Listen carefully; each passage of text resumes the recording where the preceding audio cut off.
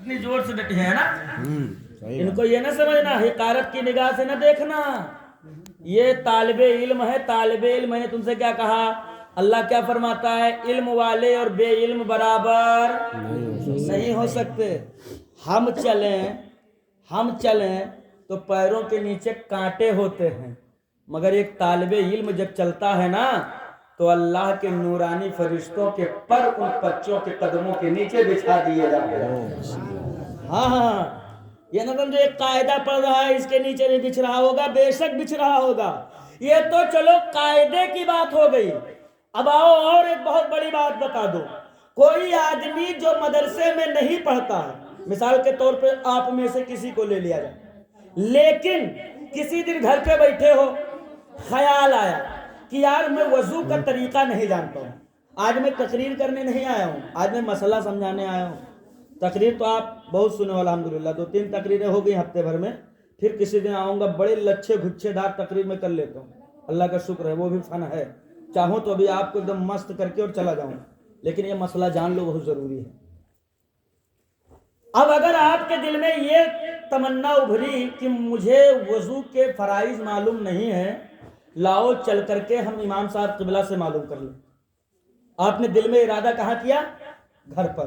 اب جب آپ نے ارادہ کر لیا نا کہ مجھے چلنا ہے، اب آپ ہو گئے طالب علم. کیا ہو گئے؟ طالب علم. اب چلے آپ حضرت کے پاس، جتنا قدم چل کر کے آئے اور چل کر کے گئے، جب تک کہ آپ علم دین سیکھ کر کے گھر واپس نہیں پہنچ گئے، تب تک کہ حضرت جبریل اپنا پر تمہارے قدموں کے نیچے بچھاتے رہے. بولو بچھاتے رہے کہ نہیں بچھاتے؟ آپ طالب علم ہوئے نا. اب سنو ایک اور بہت بڑی بات اسی میں. اگر آپ اپنے گھر سے نکلے، کہاں؟ گھر سے. اب آتے وقت یا جاتے وقت، آتے وقت حضرت کے پاس یا علم دین سیکھ کر کے جاتے وقت، اتنے بیچ میں اگر تمہارا انتقال ہو گیا تو اللہ کے حبیب فرماتے ہیں اب اس کو عام آدمی کی طرح مردہ نہ کہنا، بلکہ یہ طالب علم تھا. اور طالب علم جب انتقال کرتا ہے تو اللہ اسے شہادت کا مرتبہ عطا فرماتا ہے. کتنی بڑی عظمت ہے حضرت. بہت بڑی. ایک مسئلہ پوچھنے نکلے تھے اور اللہ نے شہادت کا مرتبہ دے دیا. بے شک. تو جو سوچو، جو ایک مسئلہ پوچھنے نکلا تھا اس کی عظمت کا یہ حال ہے، جو سنجھا سویرے بیٹھ کے پڑھت ہیں اور پڑھاوت ہیں ان کی عظمت کا عالم کیا ہوگا.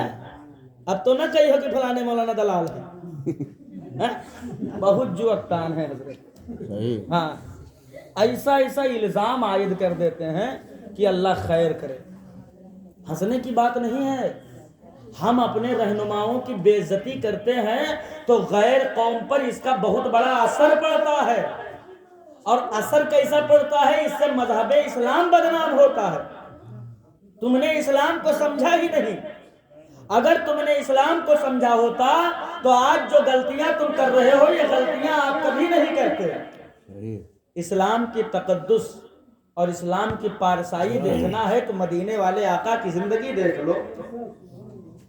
جس ماحول میں میرے آقا تشریف لائے، جی، جس دور میں میرے نبی تشریف لائے، جہالت کا پرچم بلند تھا. تعلیم کا کوئی معیار ہی نہیں مانا جاتا تھا. کوئی کسی پر ظلم کرنے سے پہلے ایک لمحہ بھی نہیں سوچتا تھا، کر گزرتا تھا. شراب کے جگہ جگہ کارخانے لگے ہوئے تھے، جسم فروشی کے بازار لگائے جاتے تھے. ماں بہن بیٹیوں کے آبرو کو سکوں کے عوض میں تول دیا جاتا تھا. بھائی بھائی کے بازو کاٹنے میں ذرہ برابر پرہیز نہیں کرتا تھا. پڑوسی کے گھر میں آگ لگا دیا کرتا تھا. شراب کے میخانے بالکل لبریز رہا کرتے تھے. ظلم کے اس کالے گھنے بادل میں جب آمنہ کا چاند تشریف لایا اور یہ طرح کی آیت تاجدار نبوت کے قلب نور پر اتری، تو اس کا مطلب یہ نہیں تھا کہ محبوب جاہل تھے تو محبوب کو پڑھایا جا رہا تھا، بلکہ اس آیت مبارکہ کو رب کے حبیب کے لیے اس لیے بھیجا گیا، یہ حبیب یہ آیت لو اور اپنی قوم کو، اپنے امتیوں کو، اپنے چاہنے والوں کو علم کی افضلیت بتا دو، بے شک بے شک بتا دو کہ ایک پڑھا لکھا انسان جب ایک سماج میں آ جاوے تو اس سماج کا رخ کیسے بدل دیا جاتا ہے۔ ایک پڑھا لکھا شخص جسے دنیا محمد عربی صلی اللہ علیہ وسلم کہتی ہے، جب اس جہالت بھرے ماحول میں آیا ہے تو اس جہالت کے ماحول کو نور مصطفیٰ اور علم دین کی روشنی سے ایسا مستفیض فرمایا ہے کہ جو مکہ شراب کے کارخانوں میں مست تھا، جو مکہ جوئے کے اڈوں پہ مست تھا، جو مکہ تمام گناہوں میں ملوث تھا، تاجدار انبیاء نے علم مصطفیٰ اور علم دین سے ان لوگوں کے تاریخ قلب کو ایسا مستفیض فرمایا کہ لوگ اپنے ہاتھوں سے شراب کے پیالے پھینکتے نظر آئے ہیں، لوگ مدینے والے کی چوکھٹ پر عزت کی خیرات مانگتے نظر آئے ہیں، جو 1000 پتھروں کو پوجتے تھے وہ ایک خدا کی شناخت پا کر اور ایک اللہ کو سجدہ کرتے نظر آئے ہیں۔ بے شک بے شک یہ ہے علم مصطفیٰ کی طاقت۔ بے شک بے شک۔ آپ سوچتے ہو کہ نہیں پڑھ لکھ کر کیا ہوگا؟ آج کل کے تو ماحول اتنا برے ہو چکے ہیں نا، ہمارے گھر کی جوان بیٹیوں کو کالجوں میں سائیکل سے بھیجا جاتا ہے، کس نام پر؟ تاکہ ہم اپنے بچی کو انٹلیکچوئل بنا سکیں، ہم اپنے بچی کو مائنڈ بلوئنگ تعلیم دلا سکیں، ہم اپنی بچی کو اعلیٰ تربیت اور اعلیٰ تعلیم دلا سکیں۔ کالجوں میں بھیج کر کے اپنے بیٹیوں کی عزتوں کو نیلام کرنے والوں سنو، آج سے 4 سے 5 یا ہفتہ بھر کی بات ہے، آپ کی سیریسیا کا معاملہ ہے،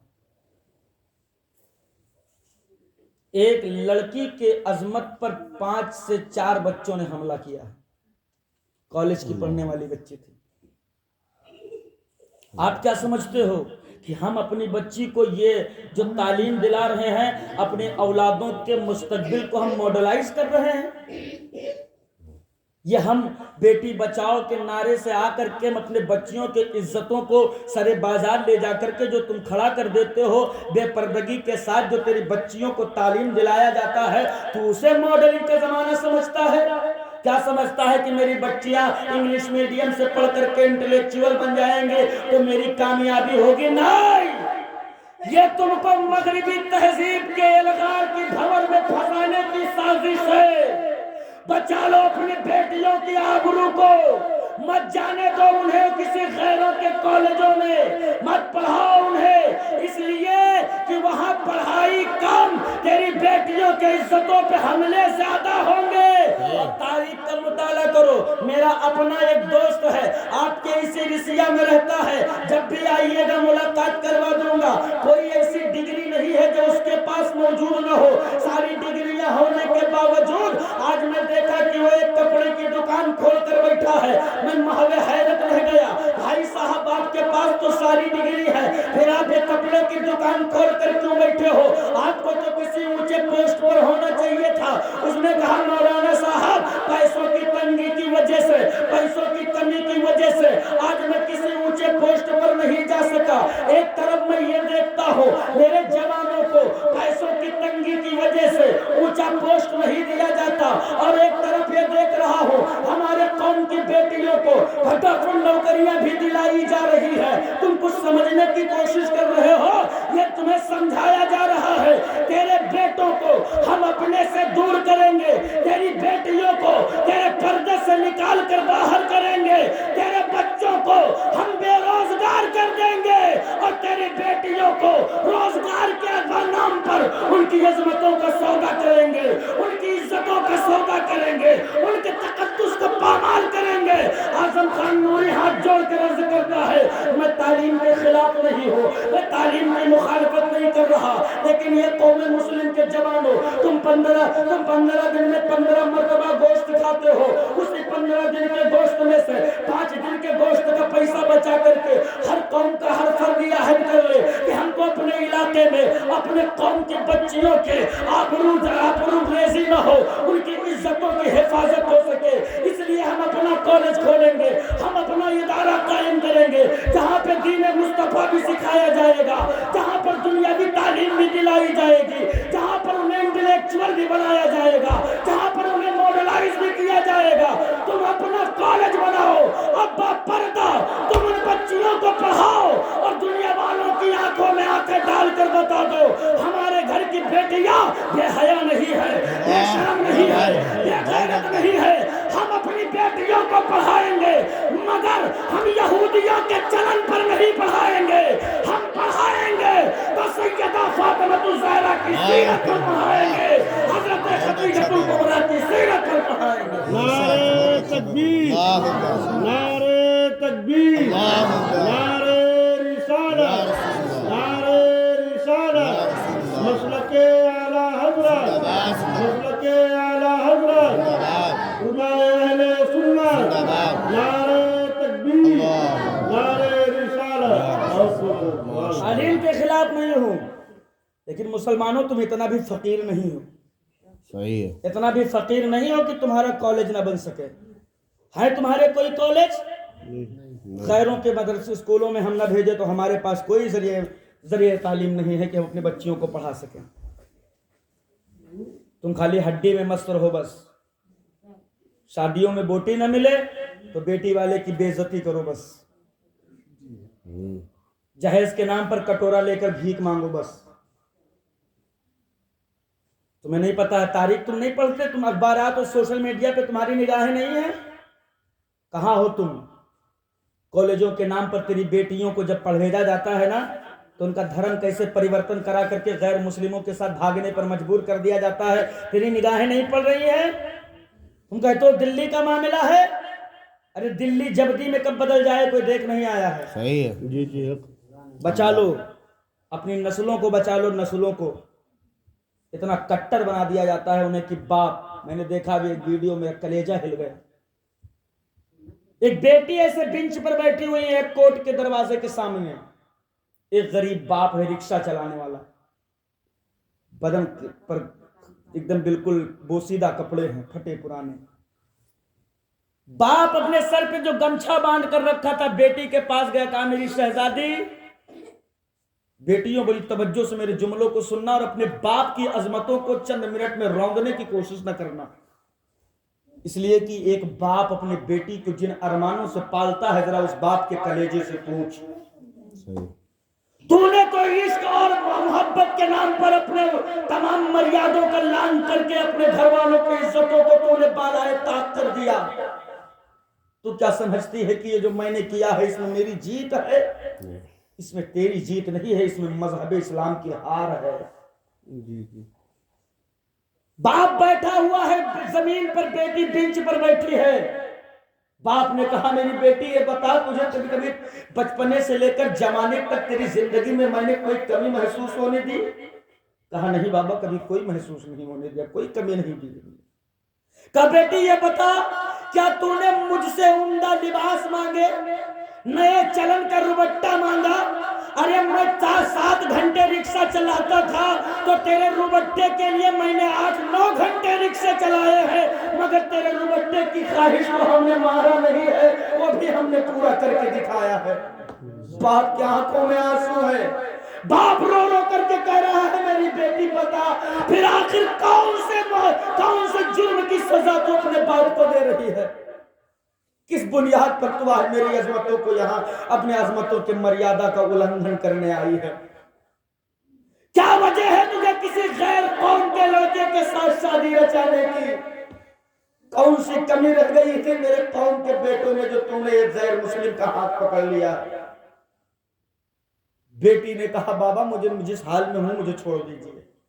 باپ نے اپنے سر سے وہ پگڑی اٹھائی ہے, ذرا سوچو کہ جس باپ نے اپنے کلیجے سے اپنے بیٹی کو لگا کر سلایا ہو، بیٹی والے ہو، اللہ نے اولاد کی نعمت سے نوازا ہے، جب بیٹیاں سینے سے لگا کرتی ہیں تو وہ ٹھنڈک محسوس ہوتی ہے، جو زمانے میں کسی چیز میں وہ ٹھنڈک محسوس نہیں ہوتی ہے۔ بیٹیاں جب باپ کے سینے سے لگتی ہے، باپ جتنا کیف و مستی بھرا سرور محسوس کرتا ہے، وہ ایسی کیفیت باپ کے سینے پر کبھی طاری نہیں ہوتی ہے۔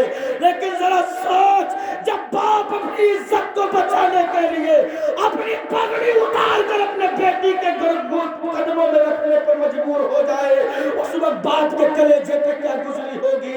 لیکن افسوس خود افسوس، اس بچی کے چہرے پر اور اس کے دل پر تھر ہو چکا تھا۔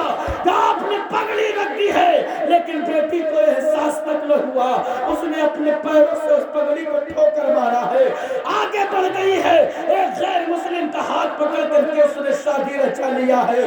اب ذرا سوچ کہ جب وہ باپ خالی ہاتھ خالی دامن اپنے گھر کی طرف پلٹا ہوگا، ہزاروں سوال اس کے سینے میں مچل رہے ہوں گے۔ ابھی اس کی ماں پوچھے گی تو کیا جواب دوں گا، ابھی سماج والے پوچھیں گے تو اس کا کیا جواب دوں گا، ابھی گھر والے پوچھیں گے تو اس کا کیا جواب دوں گا کہ آج میری بیٹی میرے عزتوں کو ٹھوکر مار کر کے ایک غیر مسلم مرد کے ساتھ میں شادی رچا لی ہے۔ اے لوگوں اور میری قوم کی بیٹیوں، اپنے ماں باپ کی عظمتوں کو اس قدر پامال نہ کرو، اپنے گھر والوں کی عزتوں کو اس قدر تار تار نہ کرو، اس کو محبت کے نام پر اپنے بھائی کے وقار کو مجروح نہ کرو۔ اس لیے تم یہ سمجھتی ہو میں صرف ایک عورت ہوں، میرا صرف ایک عورت میں شمار ہوتا ہے، نہیں، تیرا شمار فقط ایک عورت میں نہیں ہے، بلکہ اللہ نے بڑی عظمتیں تجھے عطا فرمائی ہے۔ مدینے کے دولہا نے فرمایا ہے، اگر تو بیٹی ہے تو اپنے ماں باپ کے لیے رحمت ہے، اگر تو بہن ہے تو اپنے بھائیوں کے لیے نعمت ہے، اگر تو بیوی ہے تو اپنے شوہر کے لیے محبت ہے، اور اگر تو ماں ہے تو اپنی اولادوں کے لیے جنت ہوا کرتی ہے۔ کتنے مقام مدینے والے نے عطا کیے، لیکن افسوس جوانوں، کمیاں تمہاری بھی کم نہیں، بالکل